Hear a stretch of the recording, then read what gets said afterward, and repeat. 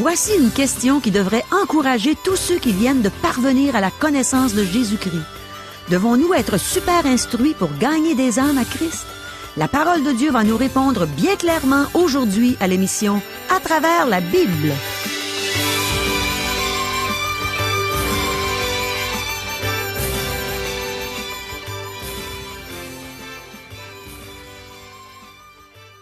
Chers auditeurs, pour en savoir davantage sur le contenu de cette émission, vous pouvez contacter en tout temps Radio Espoir via Internet à www.radioespoir.ca ou par téléphone, sans frais, au 1-877-l'Espoir, 1-877-537-7647. Bonjour, ici Caro. Peu importe le nombre d'années de connaissance que vous avez de la parole de Dieu, je suis certaine que toutes nos questions vont vous intéresser aujourd'hui. Les voici. Est-ce que chacune des 7 expériences qu'a vécues Israël en route vers le mont Sinaï lors de sa sortie d'Égypte a son équivalent dans notre marche chrétienne? Devons-nous marcher selon la sagesse de Dieu ou selon celle du monde? Est-ce que les programmes et les méthodes du monde peuvent fonctionner dans l'Église du Seigneur? Est-ce que la sagesse du monde est compatible avec la sagesse de Dieu? Avons-nous besoin d'être super instruits pour gagner des âmes à Christ? Est-ce vrai que l'aigle est un symbole de Dieu dans la Bible? Que représente l'aigle pour le croyant de nos jours? Demeurez à l'écoute. La parole de Dieu va de nouveau répondre à nos questions avec beaucoup de précision aujourd'hui. Le pasteur Régent Joly a ouvert sa Bible. Il est prêt à nous les donner, à nous donner cet enseignement que Dieu a mis sur son cœur pour nous. Alors demandons à Dieu qu'il nous aide à bien comprendre cet enseignement. Prions. Oh oui, Seigneur, on veut une fois de plus que tu ouvres notre intelligence, afin que ta parole puisse vraiment nous transformer, nous rendre tels que tu veux qu'on soit, Seigneur. Instruis-nous, fortifie-nous par tes Écritures. Amen. À toi, Régent. Merci, Caro. Maintenant, nous sommes rendus à la 7e expérience qu'a vécue Israël en route vers le mont Sinaï lors de sa sortie d'Égypte. Chacune de ces expériences a son équivalent dans notre marche chrétienne. Cette dernière expérience correspond aussi à un élément de notre marche chrétienne. Ce chapitre nous relate la visite de Jéthro, sacrificateur de Madian et beau-père de Moïse. Chers amis, débutons notre lecture au premier verset du chapitre 18 du livre d'Exode. Jéthro, sacrificateur de Madian, beau-père de Moïse, apprit tout ce que Dieu avait fait en faveur de Moïse et d'Israël son peuple. Il apprit que l'Éternel avait fait sortir Israël d'Égypte.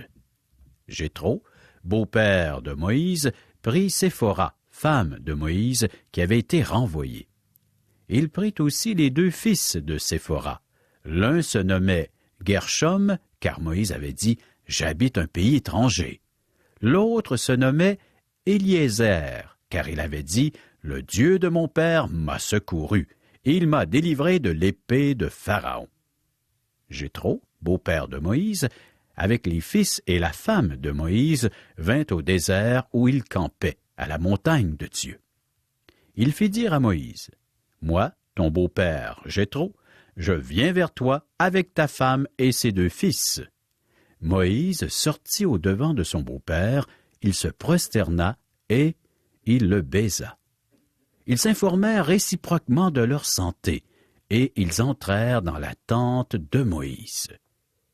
Moïse raconta à son beau-père tout ce que l'Éternel avait fait à Pharaon et à l'Égypte à cause d'Israël, toutes les souffrances qui leur étaient survenues en chemin, et comment l'Éternel les avait délivrés. Jéthro se réjouit de tout le bien que l'Éternel avait fait à Israël, et de ce qu'il l'avait délivré de la main des Égyptiens. Et Jéthro dit, « Béni soit l'Éternel, qui vous a délivré de la main des Égyptiens et de la main de Pharaon, qui a délivré le peuple de la main des Égyptiens. Je reconnais maintenant que l'Éternel est plus grand que tous les dieux, car la méchanceté des Égyptiens est retombée sur eux. Jéthro, beau-père de Moïse, offrit à Dieu un holocauste et des sacrifices. Aaron et tous les anciens d'Israël vinrent participer au repas avec le beau-père de Moïse en présence de Dieu. C'était la lecture des 12 premiers versets d'Exode chapitre 18. Ces versets que nous venons de lire sont intéressants. Jéthro, le beau-père de Moïse, lui ramène son épouse et les deux hommes s'entendent très bien. Il y a une sérieuse amitié entre les deux hommes et ils sont proches l'un de l'autre. Moïse raconte à son beau-père tout ce que Dieu a fait pour lui et comment il a libéré Israël d'Égypte. Jéthro a démontré beaucoup d'intérêt pour tous ces événements et il s'en réjouit. Il manifeste son intérêt pour tout ce qui concerne Moïse. En fait, Moïse se prosterna devant son beau-père lorsqu'il alla à sa rencontre. Cependant, notez que le texte ne dit rien au sujet d'embrasser son épouse ou ses deux fils. Certains vont s'objecter en disant que Moïse a rédigé ce texte que nous lisons. C'est vrai, mais je pense que cela confirme mes doutes au sujet des relations entre les membres de la famille de Moïse. Elles ne devaient pas être idéales.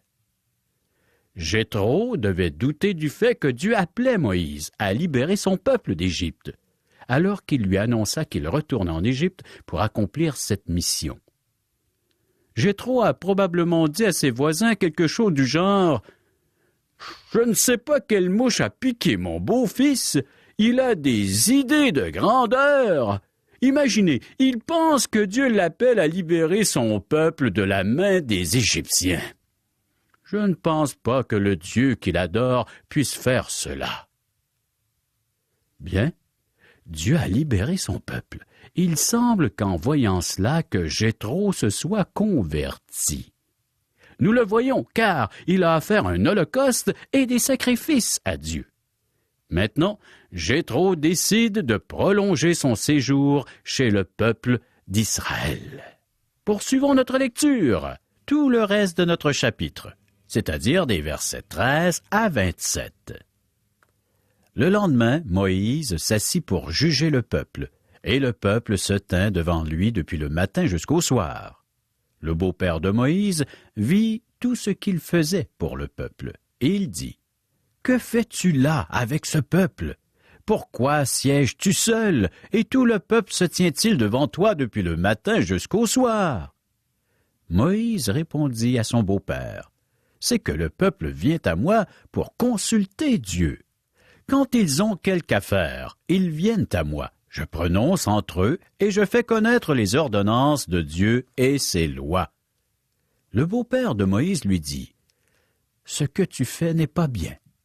Tu t'épuiseras toi-même et tu épuiseras ce peuple qui est avec toi, car la chose est au-dessus de tes forces. Tu ne pourras pas y suffire seul. Maintenant, écoute ma voix. Je vais te donner un conseil, et que Dieu soit avec toi. Sois l'interprète du peuple auprès de Dieu, et porte les affaires devant Dieu. Enseigne-leur les ordonnances et les lois, et fais-leur connaître le chemin qu'ils doivent suivre, et ce qu'ils doivent faire. Choisis parmi tout le peuple des hommes capables, craignant Dieu, des hommes intègres, ennemis de la cupidité. Établis-les sur eux comme chefs de 1000, chefs de 100, chefs de 50 et chefs de 10. Qu'ils jugent le peuple en tout temps, qu'ils portent devant toi toutes les affaires importantes et qu'ils prononcent eux-mêmes sur les petites causes. Allège ta charge et qu'ils la portent avec toi. Si tu fais cela et que Dieu te donne des ordres, tu pourras y suffire. Et tout ce peuple parviendra heureusement à sa destination. » Moïse écouta la voix de son beau-père et fit tout ce qu'il avait dit. Moïse choisit des hommes capables parmi tout Israël. Il les établit, chefs du peuple, chefs de 1000, chefs de 100, chefs de 50 et chefs de 10. Il jugeait le peuple en tout temps. Ils portaient devant Moïse les affaires difficiles et ils prononçaient eux-mêmes sur toutes les petites causes. Moïse laissa partir son beau-père et Jéthro s'en alla dans son pays. Quelqu'un peut être porté à demander ce qu'il y a de mal avec ce conseil. Au premier abord, tout semble parfait. Le beau-père de Moïse l'aimait et le respectait. Il était heureux de son succès et il a décidé de rester un certain temps après avoir ramené sa fille, l'épouse de Moïse. Il s'aperçoit que Moïse s'épuise en jugeant seul tout le peuple. Il propose donc une autre façon de fonctionner afin de soulager la charge de Moïse. Certains se demandent ce qu'il y a de mal avec tout cela. Le conseil semble très sage et un problème est résolu. Bien, il y a deux sortes de sagesse dans ce monde. La sagesse selon Dieu et la sagesse selon ce monde. Ici, Jéthro fonctionnait selon la sagesse du monde, non selon la sagesse divine. Ce conseil n'était pas conforme au plan de Dieu. Cet incident montre comment il est facile de se tourner vers la sagesse du monde et d'adopter ses méthodes plutôt que de se virer vers Dieu. Je pense qu'une des raisons pour lesquelles des églises sont en difficulté aujourd'hui, c'est parce que des hommes qui ont réussi en affaires ont été placés sur les conseils des églises pour cette raison-là. Et aujourd'hui, au lieu d'avoir des pasteurs selon Dieu, nous avons des administrateurs selon ce monde. Ces hommes essaient de diriger les églises selon les principes du monde, et ils n'ont aucun discernement spirituel. Cependant, les programmes et les méthodes du monde ne fonctionnent pas dans l'Église. Je reconnais que Jéthro a fait une bonne suggestion. Sa façon de procéder déchargeait Moïse d'une tâche très lourde et permettait de régler les problèmes plus rapidement. C'était une façon ordonnée de fonctionner qui permettait d'économiser du temps précieux. Les propositions de Jéthro étaient très attrayantes. Il était sincère et voulait bien faire. Il se souciait de la santé de Moïse et on ne peut pas lui reprocher cela. Cependant, nous devons nous rendre compte que ce n'était pas la volonté de Dieu. Dieu l'a permis, c'est vrai, mais ce n'est pas lui qui a fait la proposition. Parfois, Dieu fait cela lorsque nous nous entêtons. Dieu permet des choses, mais est-ce vraiment sa volonté? Maintenant, examinons la recommandation de Jéthro. Un examen minutieux révèle son caractère subtil et sinistre. Premièrement, Dieu n'a pas donné aucune instruction à Moïse au sujet de cette façon de gérer les causes du peuple. La suggestion de Jéthro mettait en question la sagesse, le jugement et l'amour de Dieu. En fait, Jéthro suggérait que Dieu ne faisait pas tout ce qu'il pouvait pour Moïse. Si Dieu aimait vraiment Moïse et se souciait de lui, il aurait fait la recommandation depuis fort longtemps. Mes amis, j'entends un bruit de fond dans la suggestion de Jéthro. J'entends le sifflement du serpent dans le jardin d'Éden. Le serpent avait suggéré à Ève que si elle pouvait simplement manger du fruit de l'arbre, elle deviendrait sage. Mais Dieu ne le lui permettait pas. Dieu ne permettait pas ce qu'il y avait de mieux pour Adam et Ève. La recommandation du serpent est la même nature que celle que nous voyons entre Jéthro et Moïse. Mais si cela avait été la meilleure méthode, Dieu aurait donné des instructions appropriées à Moïse. Deuxièmement, notez que Dieu avait toujours traité directement avec Moïse. Il l'équipait et le formait pour l'énorme tâche qu'il devait accomplir. Libérer Israël et conduire le peuple vers la terre promise. Dieu ne voulait pas d'un tiers parti dans le dossier. Il ne voulait pas de quiconque qui dissiperait la puissance de Dieu et en isolerait Moïse, qui, jusqu'ici, la recevait directement. C'est face à face que Dieu parlait à Moïse. Bien des gens préfèrent ne pas traiter directement avec Dieu. Ils préfèrent faire affaire avec un tiers parti. Ils préfèrent consulter l'homme, consulter un groupement d'hommes, consulter un conseil d'église, participer à une cérémonie ou accomplir un rituel ou tout simplement lire un livre ou assister à un concert. Aucune de ces choses n'est mal en soi, et elles ont leur place. Cependant, mes amis, Dieu ne désirait pas qu'un tiers parti s'introduise entre lui et Moïse. Moïse a reçu une grâce spécifique d'entrer dans une relation intime et personnelle avec Dieu.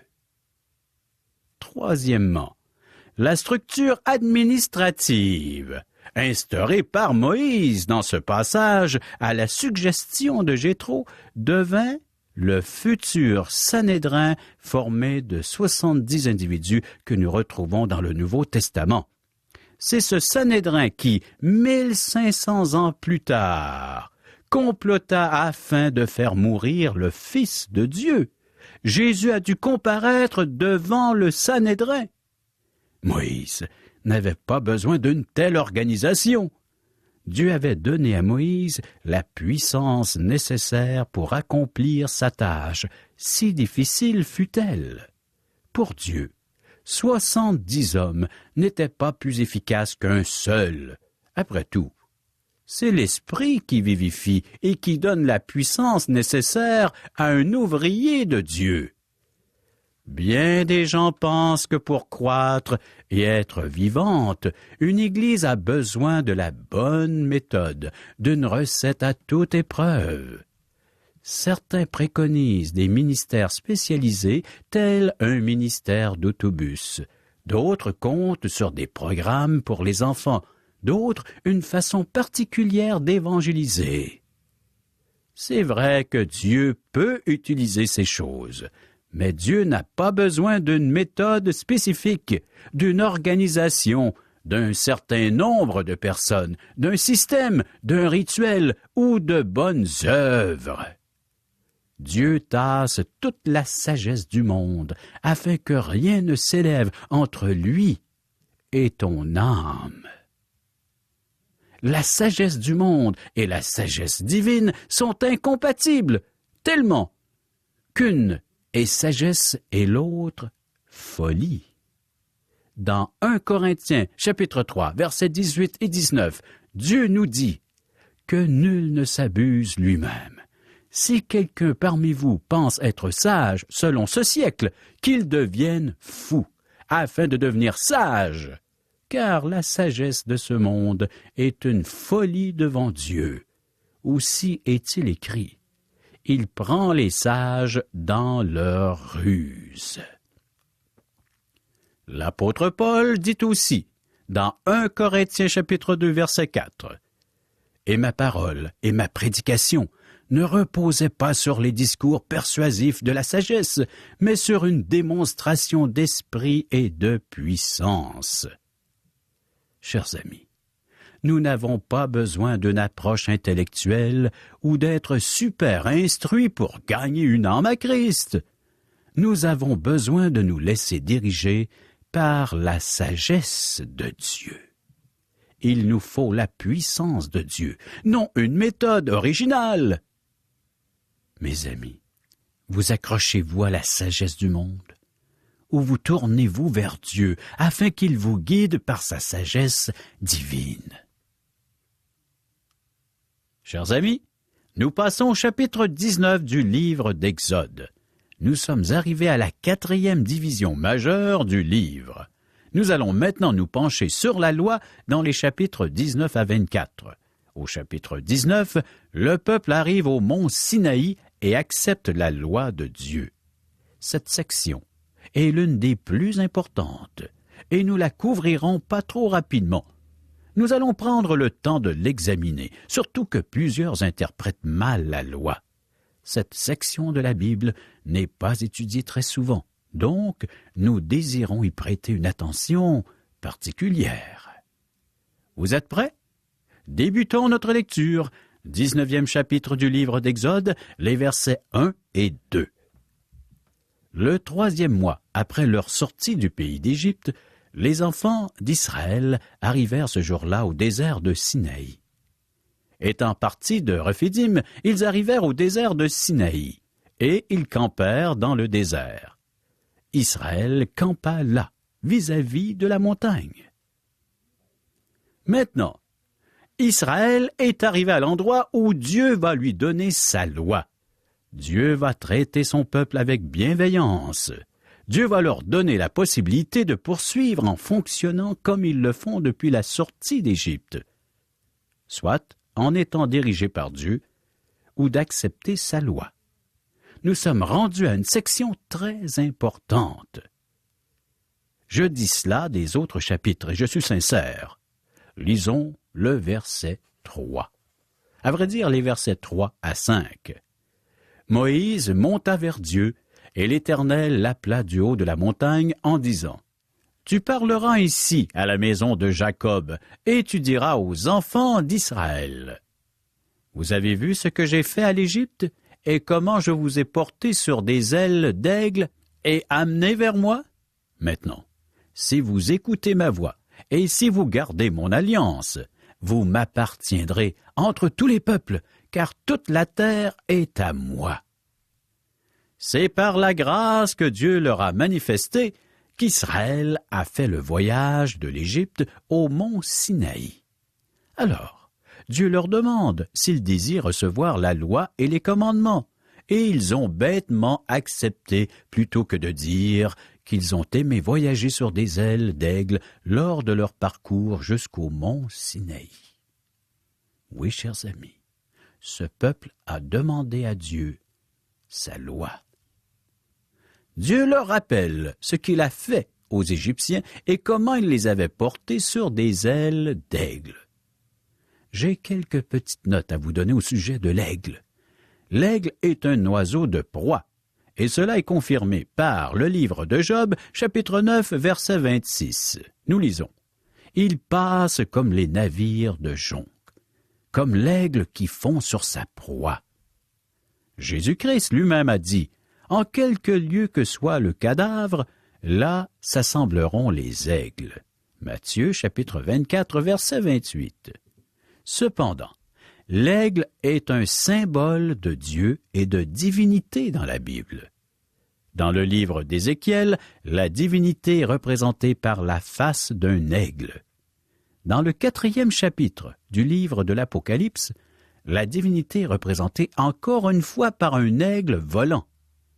L'aigle est admiré pour ses ailes et son habileté à s'élever très haut dans le ciel. Dans la famille des oiseaux, l'aigle se compare à un avion à réaction et ses ailes sont définitivement un symbole de divinité. Comme nous venons de le lire, Dieu a dit à Israël, « Vous avez vu ce que j'ai fait à l'Égypte et comment je vous ai porté sur des ailes d'aigle et amené vers moi? » C'est par cette grâce infinie et merveilleuse que Dieu a conduit son peuple de l'Égypte au mont Sinaï. Chers amis, préparons-nous pour la prochaine émission en lisant Exode 19, les versets 4 à 25. Merci, Régent. On a bien vu aujourd'hui qu'on n'a pas besoin d'une approche intellectuelle, qu'on n'a pas besoin d'être très instruit pour gagner une âme à Christ.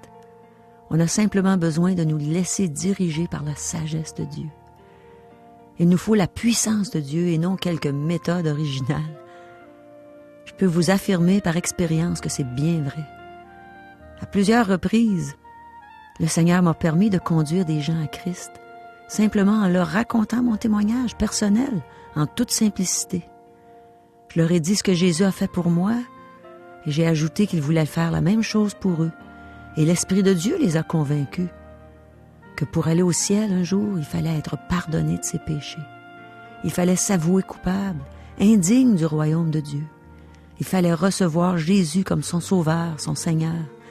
Qu'il fallait recevoir, par la foi, ce cadeau, ce don gratuit de la vie éternelle. On a vraiment un très bon exemple de ça dans la Bible. C'est l'histoire de la Samaritaine dans l'Évangile de Jean, au chapitre 4. Aimeriez-vous ouvrir vos Bibles et lire avec moi quelques versets?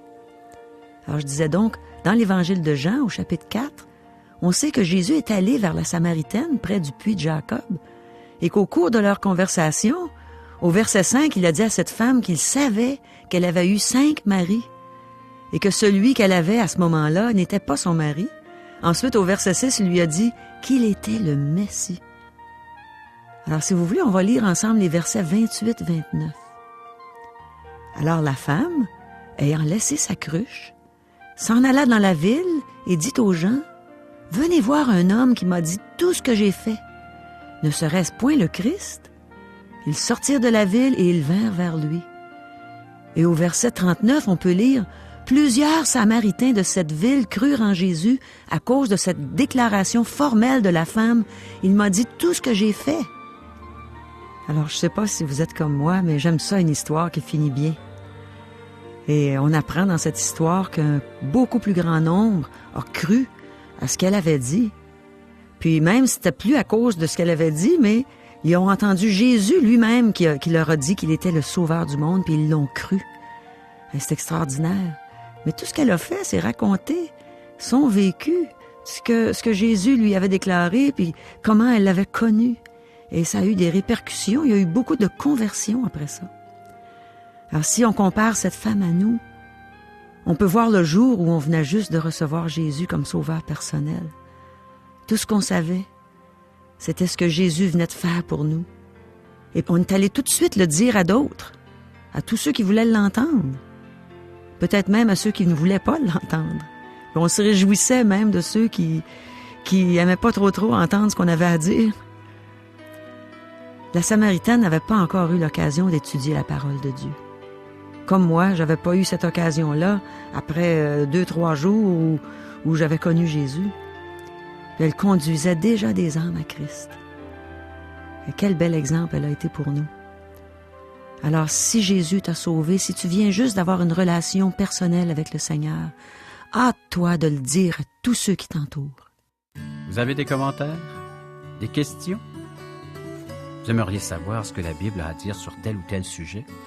Écrivez-nous. Vous pouvez recevoir par le fait même des cours bibliques que nous offrons tout à fait gratuitement, ainsi que des invitations à assister à l'un de nos merveilleux déjeuners de l'espoir, offerts à la grandeur du Québec, où vous pourrez entendre des témoignages de vie transformées par le message de la Bible. Pour en connaître les dates et les endroits où auront lieu ces déjeuners, pour nous rejoindre, un des membres de l'équipe d'Aujourd'hui l'Espoir est disponible à recevoir vos commentaires. Vous composez le numéro de téléphone suivant, 1-877-l'Espoir, 1-877-l'Espoir, ou via notre site Internet www.radioespoir.ca, ou bien vous nous écrivez à Aujourd'hui l'Espoir, 6640 3e Avenue Ouest, Charlebourg, Québec, le code G1H 6H4. Ici, Régent Joly qui vous dit à demain.